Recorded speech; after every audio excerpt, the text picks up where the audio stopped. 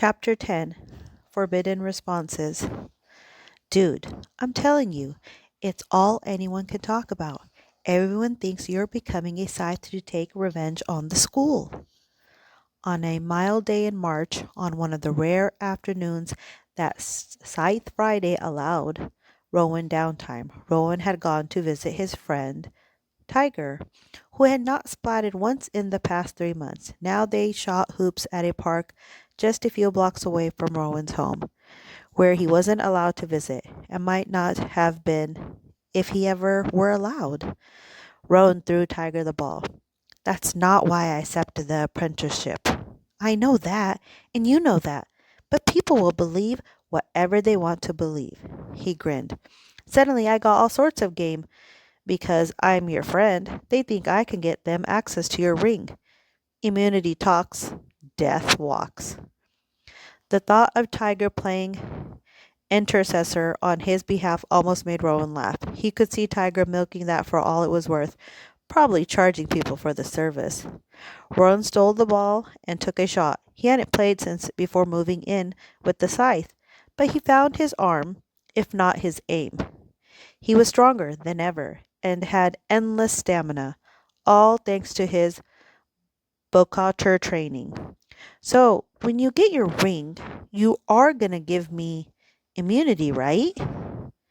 Tiger took his shot and missed. It was clearly intentional. He was letting Rowan win. First of all, I don't know that he'll choose me to get the ring. And secondly, I can't give you immunity. Tiger looked genuinely shocked. What? Why not? That's playing favorites. Isn't that what friends are for? A few other kids came to the court and asked if maybe they wanted to play a pickup game. But the second they saw Rowan's armband, they had a change of heart. No worries, the oldest one said. It's all yours. It was exasperating. No, we can all play. Nah, we'll go somewhere else. I said we can all play, Rowan insisted, and he saw such fear in the other kid's eyes he felt ashamed for pushing. Yeah, sure, said the other kid. He turned to his friends. You heard the man. Play. They took to the court in earnest, and in earnest played to lose, just as Tiger had. Was this how it would always be? Was he now such an intimidating presence that even his own friends would be afraid to truly challenge him? The only one who ever challenged him in any way now was Citra. Rowan quickly lost interest in the game and left with Tiger, who found it all amusing. Dude, you're not lettuce anymore. You're deadly nightshade. You're the mean greens now. Tiger was right. If Rowan had told those other kids to get down on all fours and lick the pavement, they would have. It was heady and horrible, and he didn't want to think about it. Rowan didn't know what possessed him to do what he did next. Frustration at his isolation, maybe, or maybe just wanting to bring a sliver of his old life into his new one. Want to come over and see the Scythe's place? Tiger was a little dubious. Will he mind? He's not there, Rowan told him. He's gleaning in another city today. He won't be home till late.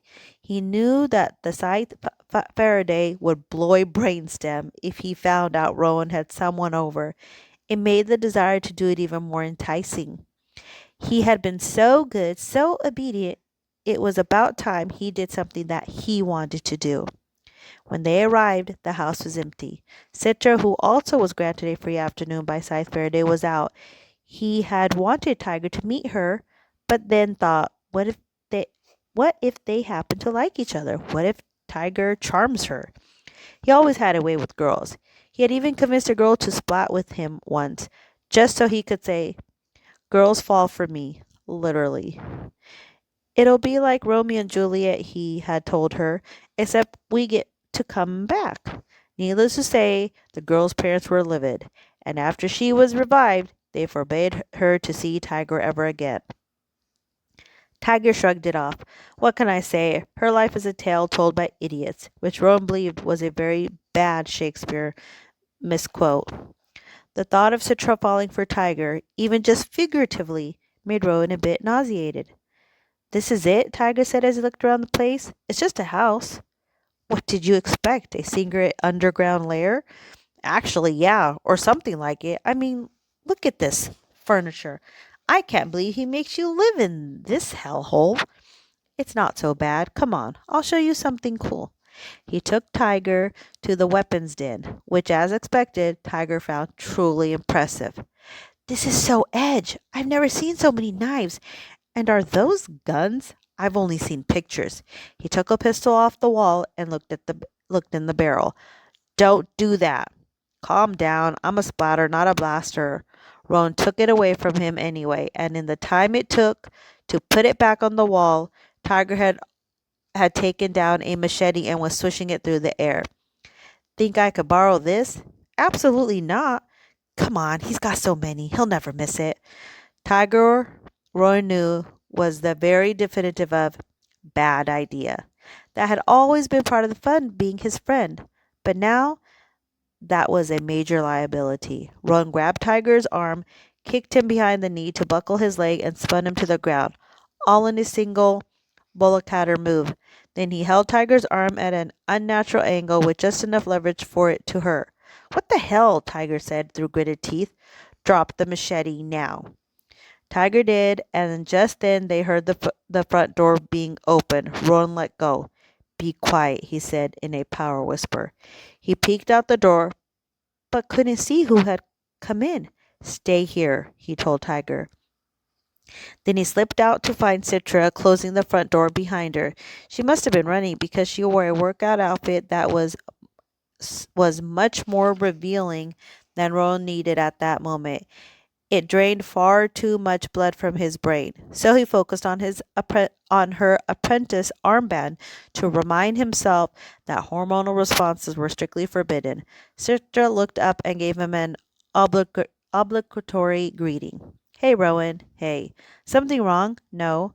Why are you just standing there? Where should I be standing? She rolled her eyes and went into the bathroom, closing the door. Rowan slipped back into the weapons den. Who is it? Asked Tiger. Is it? What's her name? I want to meet your competition. Maybe she'll give me immunity or something else. No, Rowan told him. It's Faraday, and he'll glean you on the spot if he finds you here. Suddenly, Tiger's bravado evaporated. Oh, crap. What are we going to do? Calm down. He's taking a shower. As long as you're quiet, I can get you out. They came out into the hallway. Sure enough, the sound of the shower hissed behind the closed bathroom door. He's washing off the blood? Yeah, there was a lot of it. A lot of it. He led Tiger to the front door and did everything short of pushing him out. After being an apprentice for nearly 3 months, Citra couldn't deny that she wanted to be chosen by Scythe Faraday to receive the ring. As much as she resisted, as much as she told herself this was not the life for her, she had come to see its importance and how good a scythe she would be. She had always wanted to live a life of substance and to make a difference. As a scythe, she would. Yes, she would have blood on her hands, but blood can be a cleansing thing. It was certainly treated as such in Bokatar. Citra found Black Widow Bokatar to be the most physically demanding thing she had ever done. Their trainer was Scythe Ying Zing. He used no weapons but his own hands and feet to glean.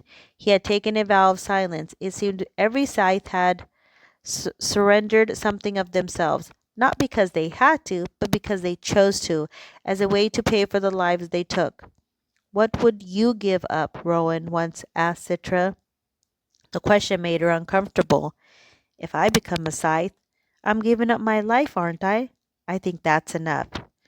You're also giving up a family, Rowan reminded her. She nodded, not wanting to speak to it. The idea of having a family was so far off to her. The idea of not having one felt equally distant. It was hard to have feelings about something she was years away from even considering.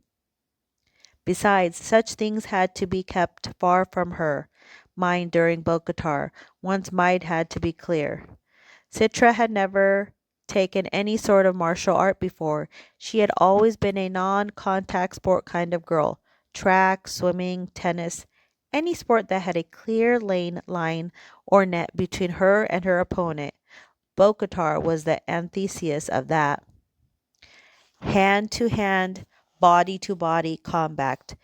Even communication was entirely physical in the class, as their mute instructor would correct their positions as if they were action figures. It was all mind and body, without the brash meditation of words. There were 8 in their class, and although their instructor was a Scythe, Citra and Rowan were the only apprentices. The others were junior Scythes in the first year of their Scythehood. There was one other girl who made no overturns of friendship to Citra. The girls were given no special treatment and were expected to be every bit the equal of the boys. Sparring was punishing in Bokatar. Each match began simply enough with a ritualistic strutting around the circle, the two combatants physically taunting each other in a sort of aggressive dance. Then things got serious and brutal.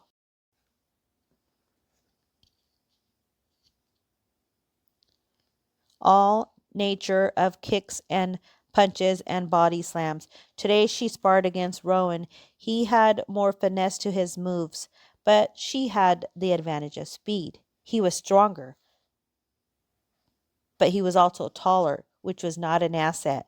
Citra's lower center of gravity made her more stable. All taken into account, they were evenly matched. She spun and gave Rowan a powerful kick to the chest that almost took him down. Good one, Rowan said. Scythe Yingzing zipped his own lip to remind them that there was no crosstalk during combat. She came at him from his left, and he countered so quickly she had no idea where his hand had come from. It was as if he suddenly had 3. She was thrown off balance, but only for an instant. She felt heat where his hand had connected with her side. There'll be a bruise, she grinned. He'll pay for that. She feinted left again and then came at him from the right with the full force of her body. She took him down and had him pinned. But it was as if gravity reversed, and suddenly she realized he had turned the tables. Now he was on top, pinning her. She could have flipped him again. She had the leverage, but she didn't do it. She could feel his heart beat now as if it were beating in her own chest, and she realized she wanted to feel that a little longer. She wanted to feel it more than she wanted to win the match. That made her angry. Angry enough to pull away from his grip and put some space between them. There was no lane line, no net, nothing to keep them apart, but the wall of her will. But that wall kept losing bricks. Scythe Ying Zhang signaled the end of the match. Citra and Rowan bowed to each other, then took their places on opposite sides of the circle as 2 others were called up to spar. Citra watched intently, determined not to give Rowan a single glance. All right, guys, that was chapter 10. Thank you very much for listening. If you are liking this story, please do go ahead and like, subscribe, and share if you can. I'd love that. And provide any feedback if you can. And I'll see you back for chapter 11 tomorrow. Have a good day. Bye.